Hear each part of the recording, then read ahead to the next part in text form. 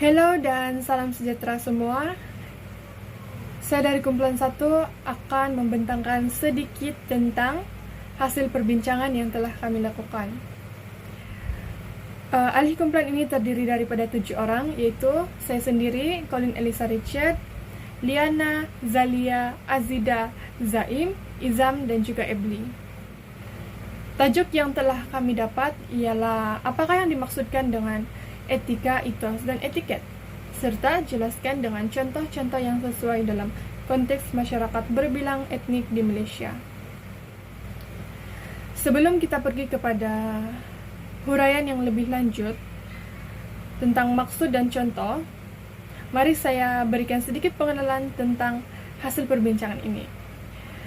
Jadi secara ringkasnya, etika ini telah wujud sejak zaman prakolonial, yaitu zaman sebelum penjajahan di mana negara kita belum lagi dikenali sebagai Malaysia. Etika yang dikatakan sangat berkait rapat dengan adab, adat resam, dan adat istiadat orang Melayu. Selepas itu, zaman kolonial, yaitu zaman penjajahan yang telah membawa adab, adat resam, dan adat istiadat mereka yang tersendiri di dalam sistem pemerintahan serta kehidupan yang dikenali sebagai etika, etos, dan etiket. Pertumbuhan massa yang pantas kemudian mencetus zaman pasca kolonial yang merupakan era moden dan juga membawa impak penjajahan kepada kemasyarakatan yang seterusnya menerima variasi dan percampuran bersih etika, etos, dan etiket. Oke, mari kita pergi kepada huraian maksud etika, etos, dan etiket serta contoh dengan lebih lanjut. Assalamualaikum warahmatullahi wabarakatuh. Nama saya Nur Azida binti Ramzi dan saya akan membentangkan tentang etika. Perkataan etika berasal daripada perkataan Yunani kuno, yaitu ethos, yang membawa maksud kepribadian dan perwatakan. Etika merupakan prinsip moral atau nilai-nilai akhlak yang menjadi pegangan individu atau sesuatu kumpulan manusia. Etika merupakan salah satu cabang utama dalam bidang falsafah yang merangkumi kelakuan betul dan kehidupan baik. Dalam konteks masyarakat Malaysia, etika dapat dilihat melalui masyarakat yang berbeza etnik saling bantu-membantu antara satu sama lain tanpa mengira agama, status, dan warna kulit. Selain itu, etika juga dapat dilihat melalui masyarakat Malaysia yang saling hormat-menghormati. Setiap etnik mempunyai kepercayaan masing-masing. Kita sebagai masyarakat majmuk di Malaysia haruslah menghormati pegangan agama antara satu sama lain. Seperti yang kita tahu, etika merupakan perkara yang kita amalkan setiap hari di mana-mana sahaja dalam kehidupan seharian kita. Terdapat banyak etika yang diamalkan oleh masyarakat di negara ini setiap hari. Antaranya ialah memberi salam sebelum masuk ke dalam rumah. Etika ini khususnya diamalkan oleh masyarakat beragama Islam di negara ini oleh kerana ia merupakan tuntutan di dalam agama Islam itu sendiri. Selain itu, etika yang diamalkan di negara kita ialah tidak membuat bising ketika berada di mana-mana rumah ibadat. Hal ini kerana negara kita mempunyai masyarakat yang berbilang etnik dan berbeza agama. Etika ini diamalkan kerana untuk memelihara kedamaian dan mengelakkan provokasi antara agama selain tidak mengganggu orang beribadah di rumah ibadat tersebut. Di dalam pergaulan pula, kita haruslah mengelakkan menyentuh isu-isu sensitif yang dapat mencetuskan provokasi antara kaum di negara ini. Hal ini untuk mengekalkan keharmonian masyarakat berbilang etnik di negara ini. Yang seterusnya ialah etos. Istilah etos berasal daripada perkataan Yunani yang bermaksud tempat tinggal sebagai adat istiadat atau kebiasaan. Dalam bahasa Inggris, etos boleh diterjemahkan dalam beberapa maksud. Antaranya ialah starting point, to appear, dan juga karakter. Secara kefahaman, etos adalah sikap, kepribadian atau kepercayaan atas sesuatu agama dan budaya. Dalam masyarakat yang berbilang kaum, konsep etos digunakan untuk menjelaskan ciri-ciri unik sebuah masyarakat yang berbeza-beza. Karena setiap masyarakat mempunyai etos yang berbeza-beza. Konsep etos juga menerangkan tentang keseluruhan kepercayaan masyarakat tertentu yang membezakan sesebuah masyarakat dengan masyarakat yang lain. Itu sahaja daripada saya serahkan kepada pembentang yang seterusnya. Assalamualaikum warahmatullahi wabarakatuh. Bagi meneruskan pembentangan ini, saya akan memberikan beberapa contoh etos dari perspektif pelbagai etnik di Malaysia. Contoh yang pertama adalah etos Melayu. Etos Melayu menekankan nilai sopan santun dan kesopanan dalam berinteraksi dengan orang lain. Sebagai contoh, apabila masyarakat Melayu berinteraksi dengan orang luar, mereka lebih cenderung menggunakan bahasa yang lebih sopan, seperti saya. Sebaliknya menggunakan bahasa yang kurang sopan, seperti aku dan kau. Lebih-lebih lagi apabila bertutur dengan orang yang lebih tua. Etos kedua adalah etos Cina.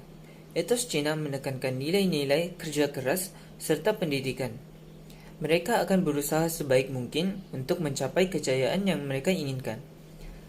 Dapat kita lihat banyak masyarakat Cina yang telah mencapai kejayaan, seperti Michelle Yeoh yang telah dinobatkan sebagai pelakon terbaik di Oscar, kerana usaha dan serta kerja keras yang beliau telah hasilkan.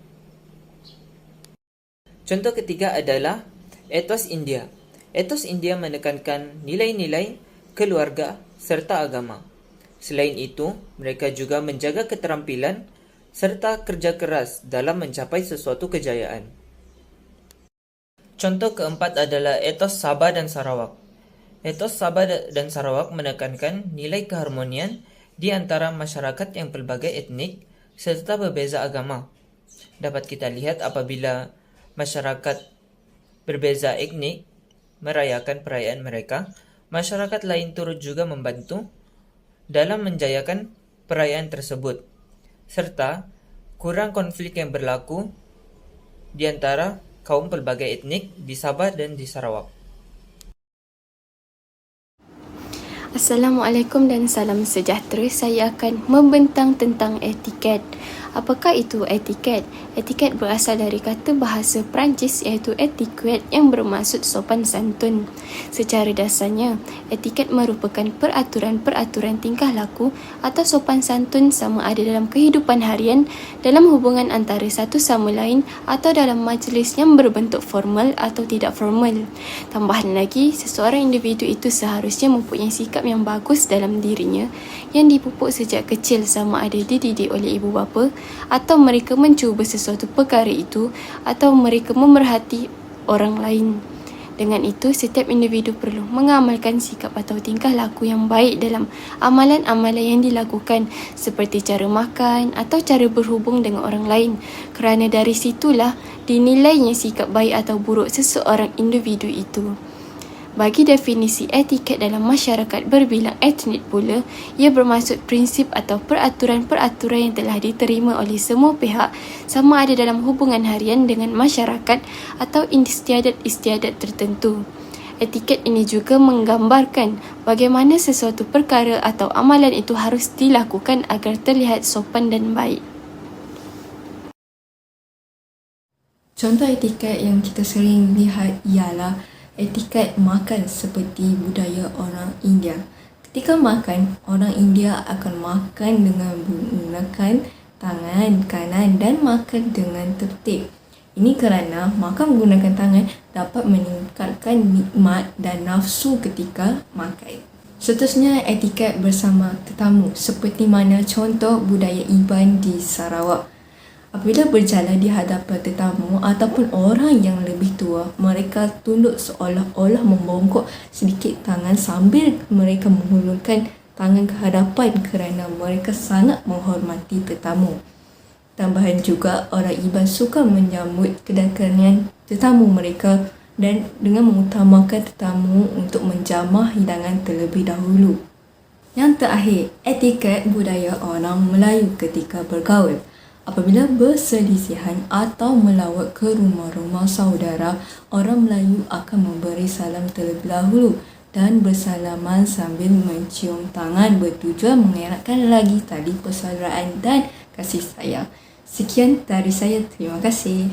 Berdasarkan hasil perbincangan, maksud dan contoh yang telah dilakukan, dapat kita simpulkan bahwa perpaduan sangat bergantung kepada etika bagi melahirkan ikatan yang mampan di antara masyarakat yang berbilang etnik, karena ia dapat memberi pengenalan tentang asal-usul adab, adat istiadat, dan adat tersam yang diwarisi sejak dahulu.